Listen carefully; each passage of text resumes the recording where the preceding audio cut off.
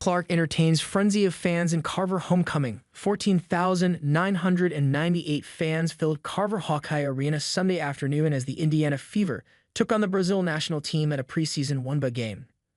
The game marked star guard Clark's return to her alma mater a year after she was drafted No.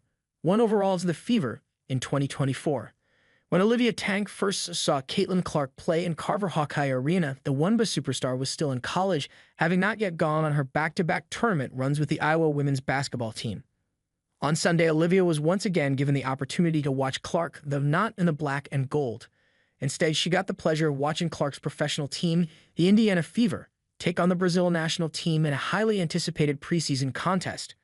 Though the game was the second the Fever played, it was Clark's first outing of the 2025 season, a leg injury having kept her out of the Fever's debut against the Washington Mystics, a contest in which the Fever scraped out a 74-79 overtime win.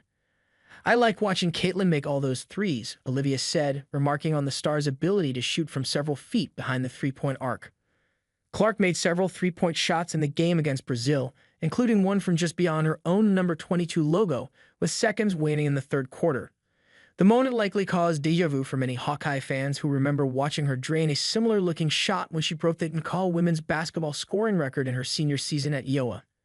As soon as Clark made the basket on Sunday, the arena erupted into cheers, with fans jumping to their feet and filling Carver with a deafening roar. Clark played up the moment, a huge smile spreading across her face. "I knew coming into the game everyone wanted to see me shoot one from there," Clark said after the game. "I had to give the fans a little something." When Indiana Fever coach Stephanie White was questioned in a post-game press conference about Clark's shot, she immediately defended the Fever star. "It's what she does," White said. "Nobody tells Steph Curry not to take good shots. It's true. Taking three-point shots from several feet beyond the arc is part of what makes Clark so appealing to young fans of the game. She's the whole reason we come," Olivia's mother, Brienne Tank, said. "I think she's a great role model for my kids. They love her. Olivia and I were Iowa fans and now are Fever fans because of her."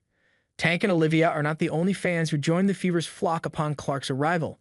Last season, the Fever's total home attendance of 340,715 marked a single-season record for any WNBA team, surpassing the previous record of 250,565 set by the New York Liberty in 2001.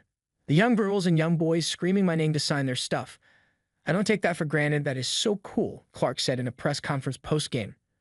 Upon the conclusion of the game, which the Fever won 108-44, dozens of young fans gathered near the railings that overlooked the tunnel leading out to the locker rooms. Many of them held handmade posters or Clark gear they brought to the game, hoping to catch the star guard's attention as she left the arena. "That's what I appreciate about fans the most. They want to cheer not only for myself but everybody else on this team.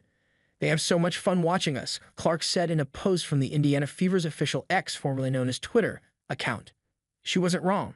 The moment the first Fever players took the floor, the arena erupted into a chorus of claps and cheers, with many young fans lifting handmade signs into the air proclaiming their love for No. 22. But Clark wasn't the only player to receive her laurels from the Iowa crowd. When the starting lineups were announced, guard Kelsey Mitchell and forward Aaliyah Boston both walked into an overwhelmingly positive reception, as did new additions Natasha Howard and DeWanna Bonner. The Fever's game against Brazil is one of 4 preseason games to be played in college arenas, allowing WNBA stars to return to the courts where they first gained followings. Other sites that have WNBA games on their schedule include Notre Dame, Ulsu, and Oregon. This trend began last year at South Carolina University, when star Las Vegas Aces center Aja Wilson traveled to her alma mater and continues to bring in new fans to the increasingly popular WNBA league. Logan Barron, one of Clark's young fans, entered Carver on Sunday for only the second time, following a game early in the Iowa women's basketball team's 2025 season. Though Logan got to see many of Clark's old Iowa teammates during that game, she never saw Clark herself play until Sunday. At one point during the game, Cedar Rapids natives Logan and her mother Taylor Barron left the roar and excitement of the Fever faithful to search through the racks of Fever jerseys and other merchandise set up around the arena. "That's what I appreciate about fans the most. They want to cheer not only for myself but everybody else on this team. They have so much fun watching us," Clark said in a post from the Indiana Fever's official X, formerly known as Twitter, account. She wasn't wrong. The moment the first Fever players took the floor, the arena erupted into a chorus of claps and cheers, with many young fans lifting handmade signs into the air proclaiming their love for No. 22. But Clark wasn't the only player to receive her laurels from the Iowa crowd. When the starting lineups were announced, guard Kelsey Mitchell and forward Olivia Boston both walked into an overwhelmingly positive reception, as did new additions Madisha Howard and DeWanna Bonner.